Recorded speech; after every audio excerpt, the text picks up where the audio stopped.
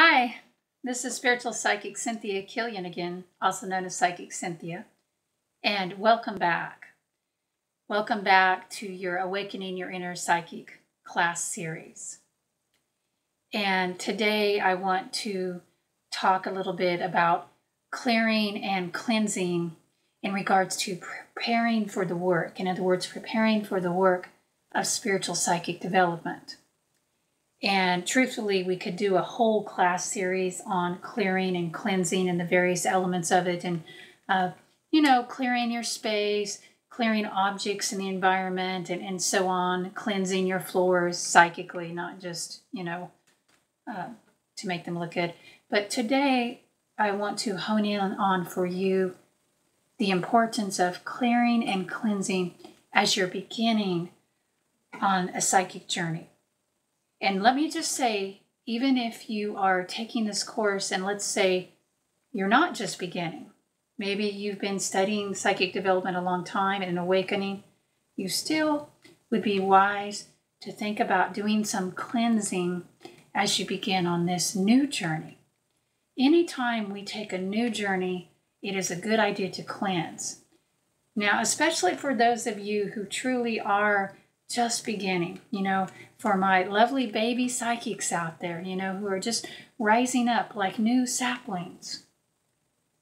And when you are a new psychic sapling, as I like to think of it, or if you're on a new journey, maybe you're a wise tree, a wise old gnarly oak, and you've been around the block a few times, but you're being reborn, right? You're on a new path. So you're the sapling again. And when you are a sapling, a small tender plant, you want to remove as much friction as you can, as much baggage that might be weighing you down in the beginning when you're trying to push up out of the soil and stand tall and blossom and bloom. Does that make sense? I hope so. So in other words, you want to lighten your load when you're beginning on this journey. And most of us have a significant amount of emotional detritus, okay, as we're beginning, just energetic crud and things that we're carrying with us. I mean, especially if you've never cleansed formally, you might want a little extra help with that. And I do want to say, too, if you've never cleansed formally, I mean, that doesn't necessarily mean that you have a lot of crud. I don't really know, okay? It just depends on individual by individual, which is why I offer mentorship sessions to help people. One of the reasons why we don't really look at, what baggage you're carrying, but that could be part of it, I guess.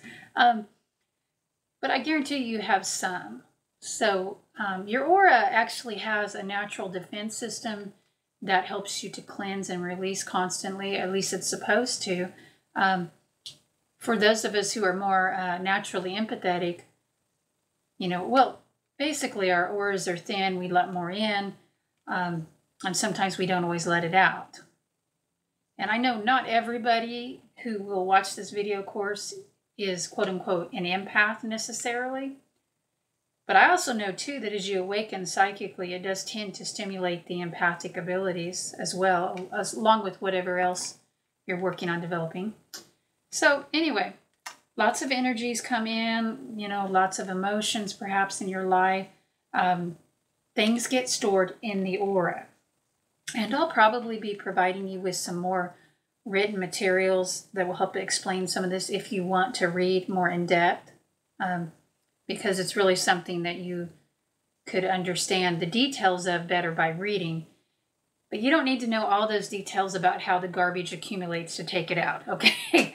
So what I would suggest to you as you're beginning, a couple of things. Actually, one main thing is I would suggest that you take a cleansing bath of some kind. And by cleansing bath, I mean a spiritual psychic cleansing bath and not just like, oh, I'm going to cleanse my body with soap. Okay. And there are a lot of different ways you can do that. Typically, when I work with somebody one-on-one, I would invite and strongly suggest that they do either an herbal purification bath. They could use the herbal purification blend that I have, which is usually either 9, 11, or 13 herb blend. And I'm not going to go into all of that here, but I will be most likely providing you with some suggestions for how you can make a simple herbal purification bath. There's already some information on my website, so I'll see about getting you some links to that. And usually when I mentor with somebody one-on-one, I do actually provide them with the actual herbs or the materials to take the bath. So, I mean, I don't provide the bathtub or the water. You have to provide that. But yes, I'll get you the mixture if you're mentoring with me one-on-one. And there are many different kinds of your herbal purification baths, and you could probably Google it and come up with some other ideas. But of course, I have my own special one that I have developed over the years. Now, and some of those herbs, I'll just tell you right off the top, some herbs that are good, it doesn't mean it has to be these, but some that you might incorporate into an herbal purification bath might be like my lovely friend here, basil. So I grow my own basil to use for purification and also for cooking and just for friendship. Oh my goodness, your smell is so beautiful. Yes, and the friendship and just that scent. You know, even if you're not going to take a bath, just smell a basil plant. You're purified. Okay, it's going to take a little more than that, but it does help give a little purification actually. So some of the herbs that you could brew into a tea, and that's what I would advise you do, is to brew these into a strong tea and then let it cool and pour it into your bath. And again, I'll be providing more written information because I think to break it down step by step, you need to have that in writing, but you get the basic idea. So you'll make the tea, and you could use just one herb, but I would use at least 3, okay? So basil is a good one. And yes, it's okay to use the same basil that you cook with as, you know, for this. Sage is also another good cleanser. Kitchen sage, I'm talking about common sage, not the kind of sage that you burn in a sage bundle, which is actually sagebrush, okay? And of course, burning sage is a good purifier, but we need to do more than that here, okay? To get started, you need to take the bath. In my opinion, this is going to help you really shed a lot of that baggage and the negativity. So basil and sage, cinnamon is a very nice purifier. I mean, you really have to decide, I think, without getting too detailed here, that would be for another video. But you have to decide if you want to go warm or hot or cool in the bath. Like basil is a spicy herb. Sage is kind of neutral, whereas mint is more of a cooling herb. Does that make sense? Then again, you could just put some herbs together and not worry about that right now. So peppermint is another good cleanser. Lavender. Now they all cleanse in different ways and do different things. But, you know, for our purposes here with you just getting started, these all could work well. Thyme. Actually, you can use thyme and marjoram. Not margarine. Marjoram. I can't even say it. Marjoram, the herb. Okay. You can use thyme and marjoram together to do a lovely cleansing bath that, magically speaking, helps to cleanse the sorrows and the heaviness. You could combine it with some peppermint or basil too if you wanted. Sage, I mentioned that. There's so many really, but you're getting the idea. Now, if brewing up a tea is not your cup of tea, so to speak, another excellent way to purify psychically is to do the salt bath, consecrated sea salt, to be more specifically. How do you consecrate sea salt? Well, that's on my website, okay? I had to put it on my website. I kept telling clients, oh, you know, you just consecrate sea salt, Google it, you'll find it. Well, I Googled it one day. There was nowhere except for the Catholic method, which is fine if you speak Latin, but I don't. Not currently, at least. So I'll be sharing some links with those of you who are enrolled in this program, but if you're watching this later and you can't find the link, just go to my website or even just Google Consecrate Sea Salt Cynthia Killion, and you'll probably get that page. It's not a video, it's written out step by step. And truthfully, all you really need to do to consecrate the sea salt is pray over it, purify it, really important, and my website talks more about that, but you do need to purify the salt before you use it. Do not use unconsecrated salt, period, okay? that is inviting some trouble. That's actually could bring in more negative energies than what you started with. So just take that extra effort to consecrate the salt. And again, for those that I'm mentoring personally, I usually at least provide one consecrated sea salt cleansing bath a year. So you would put that in there, and a half a cup is plenty. Actually, a third of a cup will work. Now you can also do the 3 salt blend.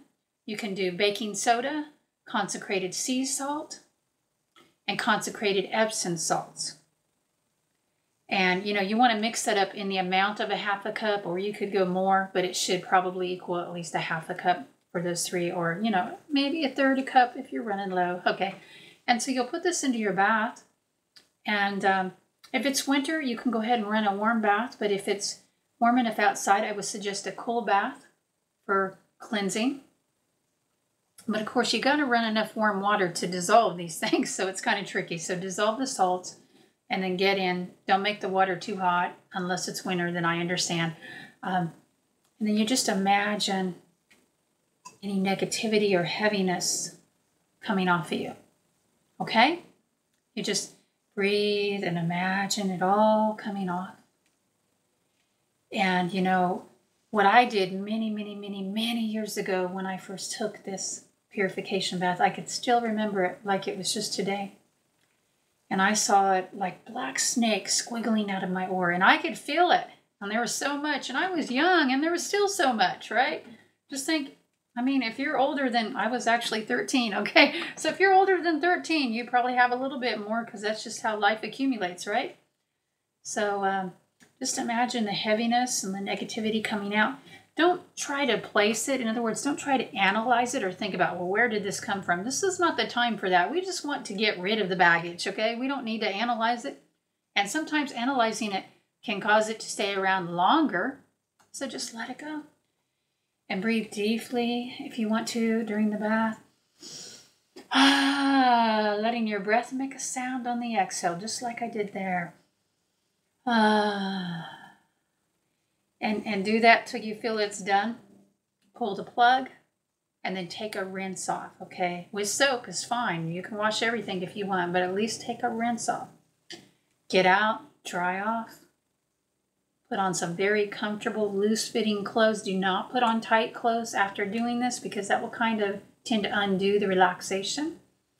And, just chill for a little while. And, of course, there's more that can be incorporated in with candles and incense and saying positive affirmations of cleansing and release. Again, that will probably be provided in a written document, or just use your imagination, right? Let your own inner psychic, your own style express, but do the consecrated salt bath or the 3 salt or the herbal blend bath, okay? Now, the other thing you can use, I should say, are the flower essences. They're really great for this, okay? And that would be a whole video by itself. Maybe I'll talk about that later. Actually, I am planning to share some more about remedies and things like that. But basically, if you have any flower essences to start with, you could incorporate this with the salt, with the herbs, or by itself. Now, especially if you're using it by itself, you want to use more like 20 to 40 drops instead of just like the 2 to 7 drops you usually use on your tongue. So you would want to use more of the flower essences. Can you use the essential oils for psychic cleansing? Yes, to some extent you can do that as well. I find the essences work better or in combination with the oils. If I were going to do an oil, I would use lavender, eucalyptus, or spearmint, perhaps. And there might be some others that I would use. I love peppermint. Who doesn't love peppermint? But I would encourage you to do some of these other techniques too that I've mentioned. So get that cleansing bath going on, because you don't want to carry the old garbage onto your new path, all right? Let's start off squeaky clean. So until next time, bright blessings. Goodbye.